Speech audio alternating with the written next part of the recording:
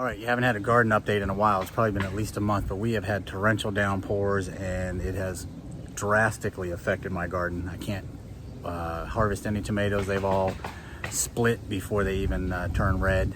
And that's quite honestly because it had too much water.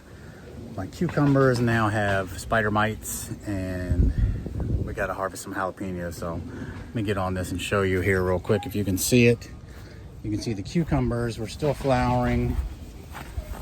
I pulled the cage off, by the way, but we got a lot of old, dry, dead stuff here. So I'm gonna get in there and I'm gonna prune all that nonsense out and all the brown leaves and stuff like that. And look, we got tomato there, but see if we can get this stuff back.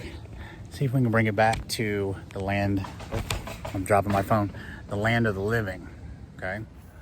All right, here we go. So you can see how tall my tomato plants are. I'm 5'10", 5'11" on a good day, and they're a good 6 feet tall.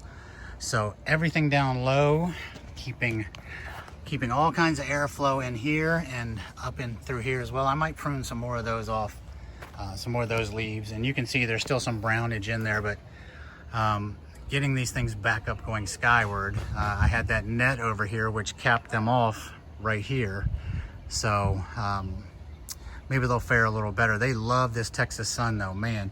But I got to keep the cucumber vines out of the dirt, which if you'll see, number one, I've poked some holes in here. I've aerated a little bit. We had torrential downpours, you know, Central Texas, for a couple days, a couple weeks.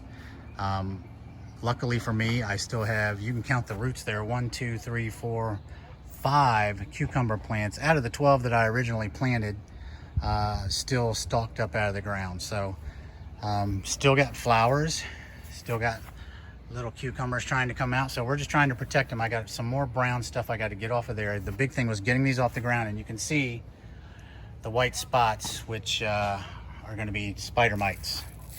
They're all over the place. So I got some neem oil that I'm going to spray liberally all over all of these plants tonight. And you got to be careful because you got to either spray it at night or first thing in the morning so that it doesn't burn on the leaves throughout the day.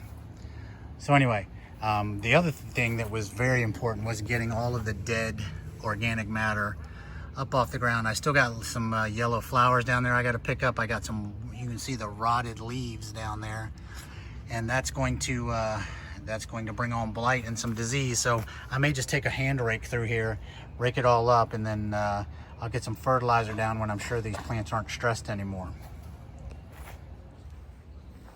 So it's Sunday evening. I'm a little sweaty. It's hot out here in Central Texas, but I had to take some time to tend to the garden a little bit here. From the previous video that I showed you, I went over to the nursery where I bought the plants from.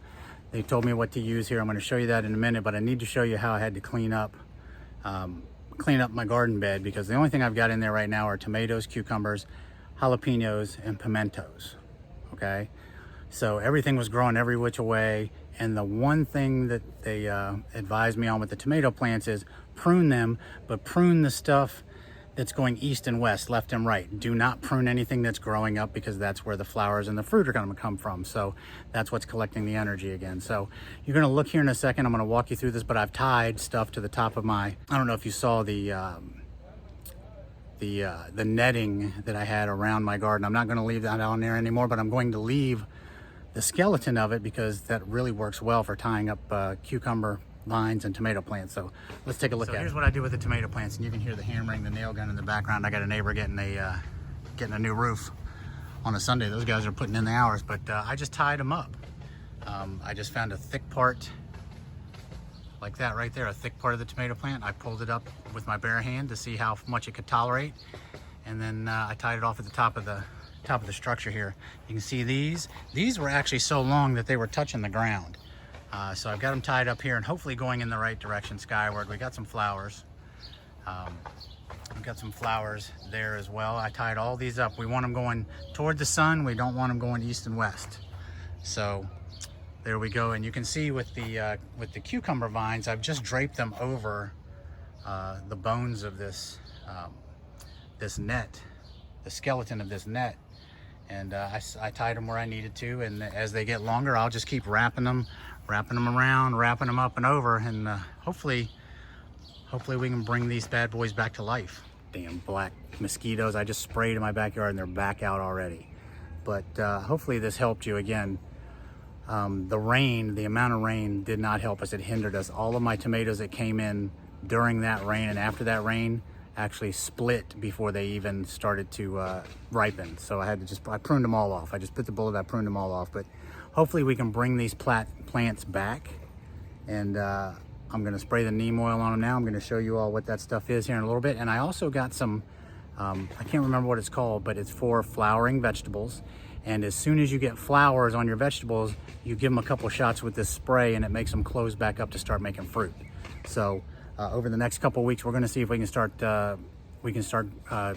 getting some more tomatoes and some more cucumbers that are going to be ready to harvest.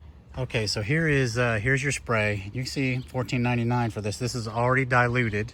You could buy a hose end sprayer as well, but it's neem oil, ready to use, and this is going to be for anything that's going to attack those plants, especially those spider mites. And those white dots that I showed you on all the leaves, and they're everywhere, are the larvae, or the eggs. So we're going to have to give this a treatment. We're going to give this a treatment every 2 weeks, I believe is what the lady said to do, and it's going to be all over the leaves, top and bottom. So here we go. I can't film and do it at the same time. I'll be back in a second. And again, I hope this helped you out. If it did, if you can give me the thumbs up, catch you on the next one.